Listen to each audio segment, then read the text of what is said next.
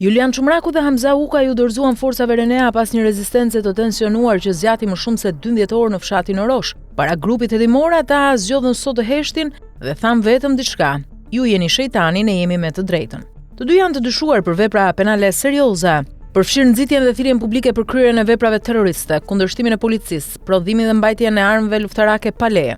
Hamza Ukaj, i lindur në Gjormë të Kurbinit, ka patur një histori kriminale e radikale. Më para ishte dënuar për nxitje urrejtje, ndërsa në rrjetet sociale postonte foto e video duke stërvitur persona që shkonin të luftonin në Siri dhe Irak, ku kishte shërbyer edhe vetë si komando. Për këtë ai u arrestuan në vitin 2019 dhe u dënua me 3 vite burg në 2020. Julian Çumraku nga Puka, i njohur për prirjet e tij radikale, ka qenë më parë i dënuar për vjedhje dhe kanosje. Gjatë përballjes me RENEA-n, ata mbajtën armët dhe kërcënuan jetën e forcave speciale duke qelluar drejt tyre. Kontrolli i banesës ku ishim fshehur zbuloi një arsenal të rrezikshëm, 4 arma automatike, një pistolet, 17 granata dore, municion luftarak, kapsolla detonatore elektrike dhe fitil zjarr përcjellës. Në mur ishte vendosur edhe një flamur i organizatës terroriste ISIS mes armëve të tjera, duke dëshmuar qartë prirjet dhe lidhjet e tyre ekstremiste. Ky rast tregon seriozitetin e kërcënimeve radikale dhe sfidat me të cilat përballen forcat e rendit në vend, duke treguar se veprimet e individëve të armatosur dhe radikalizuar nuk mund të nënvlerësohen.